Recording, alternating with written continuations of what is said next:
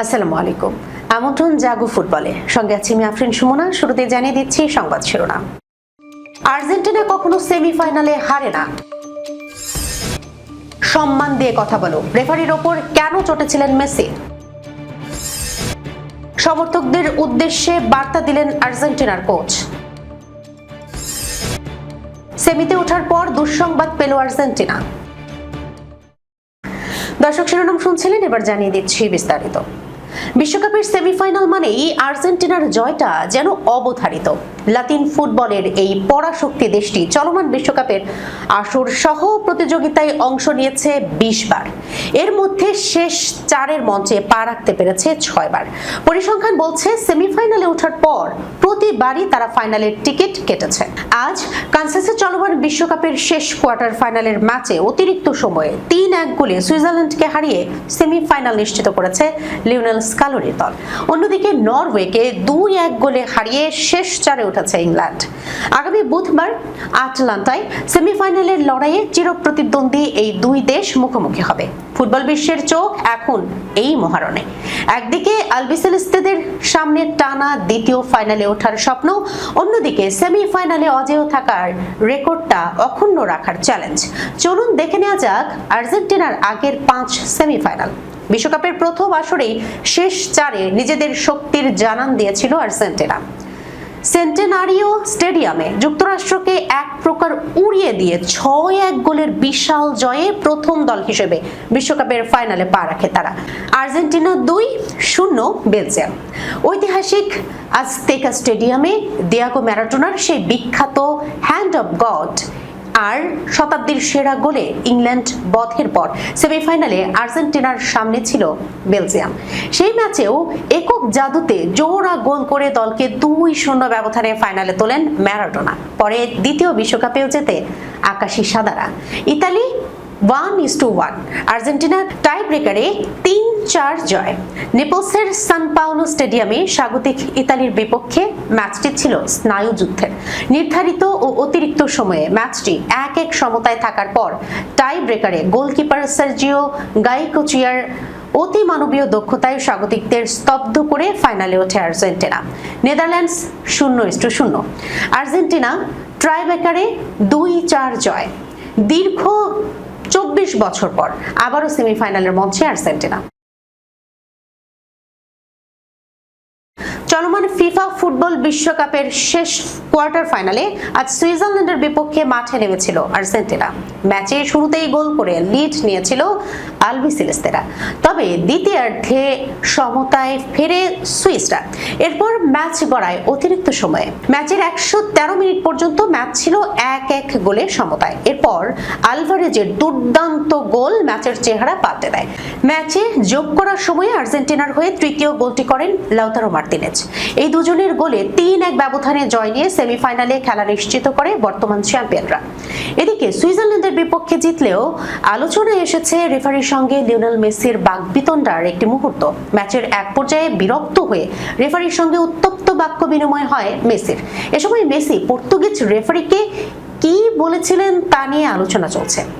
ESPN আর্জেন্টিনার তথ্য অনুযায়ী বিতর্কিত একটি সিদ্ধান্তের পর ক্ষুব্ধ হয়ে রেফারি জোয়াও পিনেইরোকে মেসি বলেন, আমার সঙ্গে ঠিকভাবে কথা বলুন, আমাকে অসম্মান করবেন না, আমি আপনার সঙ্গে সম্মান দিয়েই কথা বলছি। তবে ঠিক কোন সিদ্ধান্তকে কেন্দ্র করে মেসি এতটা ক্ষুব্ধ হয়েছিলেন তা স্পষ্ট হয়নি। সম্প্রচারিত ফুটেজে দেখা যায় ম্যাচের শেষ দিকে উত্তেজনাপূর্ণ মুহূর্তে তিনি রেফারির সঙ্গে সরাসরি কথা বলেছেন। বিশ্বকাপের মঞ্চে আরেকটি স্মরণীয় রাত উপহার দিয়েছে আর্জেন্টিনা। ম্যাচের জয়ের উল্লাস যেমন ছিল, তেমনি গ্যালারি থেকে শুরু করে বিশ্বের নানা প্রান্তে ছড়িয়ে পড়ে সমর্থকদের আনন্দ। তবে এই উচ্ছ্বাসের মাঝেও সবাইকে দায়িত্বশীল থাকার আহ্বান জানিয়েছেন কোচ লিওনেল স্কালোনি। তার মতে আনন্দ উদযাপন হোক, কিন্তু সেটি যেন কোনো দুর্ঘটনার কারণ না হয়। কোয়ার্টার ফাইনালে সুইজারল্যান্ডকে 3-1 গোলে হারিয়ে টানা দ্বিতীয়বার বিশ্বকাপের সেমিফাইনালে জায়গা করে নিয়েছে বর্তমান চ্যাম্পিয়ন আর্জেন্টিনা। নির্ধারিত সময়ের পর অতিরিক্ত সময়ে ম্যাচের নিষ্পত্তি হয়। শেষ বাঁশি বাজতেই খেলোয়াড়দের সঙ্গে আনন্দে মেতে ওঠেন বিশ্বের কোটি কোটি আর্জেন্টাইন সমর্থক। ম্যাচ শেষে সংবাদ সম্মেলনে কোচ লিওনেল স্কালোনি সমর্থকদের উদ্দেশ্যে উদ্দেশ্যে অভিনন্দন জানানোর পাশাপাশি একটি গুরুত্বপূর্ণ বার্তাও দিয়েছেন। তিনি বলেন, সবাই যেন নিরাপদভাবে আনন্দ উদযাপন করেন। বিশেষ করে কেউ যদি মদ্যপান করেন তাহলে যেন কোনো অবস্থাতেই গাড়ি চালিয়ে রাস্তায় না নামেন।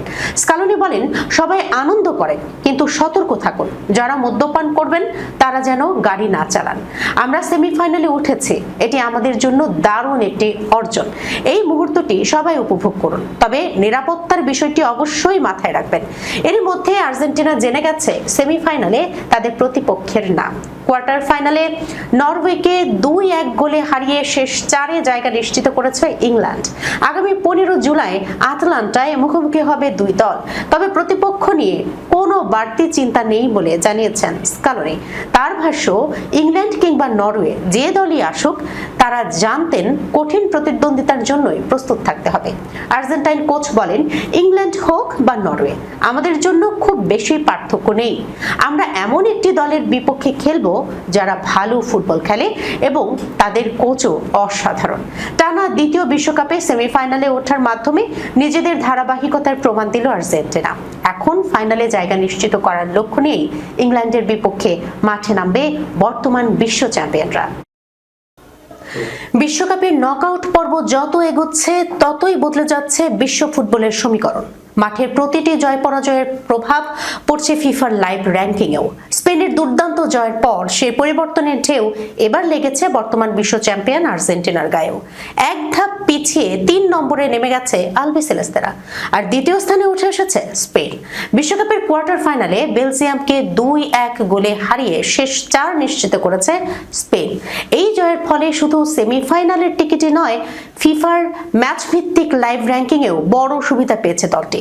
সর্বশেষ হিসাব অনুযায়ী স্পেন এখন 1934.79 পয়েন্ট নিয়ে দ্বিতীয় অবস্থানে রয়েছে। অন্যদিকে 1925.15 পয়েন্ট নিয়ে তৃতীয় স্থানে নেমে গেছে বর্তমান বিশ্ব চ্যাম্পিয়ন আর্জেন্টিনা। তবে তালিকার শীর্ষস্থান ধরে রেখেছে ফ্রান্স। তাদের বর্তমান লাইভ পয়েন্ট 1948.97। র্যাঙ্কিংয়ের চতুর্থ স্থানে রয়েছে ইংল্যান্ড। দলটির সংগ্রহ 1871.38 পয়েন্ট। বিশ্বকাপ থেকে বিদায় নিলেও ইতিবাচক খবর পেয়েছে ব্রাজিল। টুর্নামেন্টে অর্জিত পয়েন্টের কারণে তারা এক ধাপ এগিয়ে 5ম স্থানে উঠে এসেছে। 5 বারের বিশ্ব চ্যাম্পিয়নদের বর্তমান লাইভ পয়েন্ট 1804.93। তবে এই তালিকা ফিফার আনুষ্ঠানিক র্যাঙ্কিং নয়। প্রতিটি ম্যাচের ফলের ভিত্তিতে সম্ভাব্য পয়েন্ট যোগ বিয়োগ করে লাইভ র্যাঙ্কিং তৈরি করা হয়। ফিফা সর্বশেষ আনুষ্ঠানিক র্যাঙ্কিং প্রকাশ করেছিল 11 জুন। নতুন র্যাঙ্কিং প্রকাশের সম্ভাব্য তারিখ 20 জুলাই। ফলে বিশ্বকাপের বাকি ম্যাচগুলোর ফলাফলের উপর ভিত্তি করে অবস্থানে আরও পরিবর্তন আসতে পারে। এদিকে আর্জেন্টিনা সমর্থকদের জন্য রয়েছে একটি ব্যতিক্রমী পরিসংখ্যান।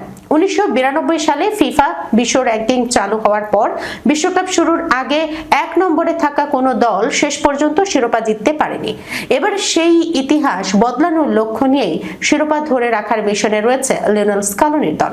ফুটবল বিশ্লেষকদের মতে র্যাঙ্কিং গুরুত্বপূর্ণ হলেও বিশ্বকাপের মতো বড় আসরে শেষ কথা বলে মাঠের পারফরম্যান্স। তাই শেষ পর্যন্ত কোন দল ট্রফি উঁচিয়ে ধরবে তার উত্তর মিলবে সব লড়াই শেষ হওয়ার পরেই। দর্শক, এই ছিল এখনকার মতো জাগো ফুটবলে। যাবার আগে শিরোনামগুলো জানিয়ে দিচ্ছি আরো একবার। আর্জেন্টিনা কখনো সেমিফাইনালে হারে না। সম্মান দিয়ে কথা বলো, রেফারির ওপর কেন চটেছিলেন মেসি? সমর্থকদের উদ্দেশ্যে বার্তা দিলেন আর্জেন্টিনার কোচ। সেমিতে ওঠার পর দুঃসংবাদ পেল আর্জেন্টিনা। এখনকার মতো এই পর্যন্তই। এতক্ষণ পর্যন্ত যারা সঙ্গে ছিলেন সবাইকে ধন্যবাদ। আল্লাহ হাফেজ।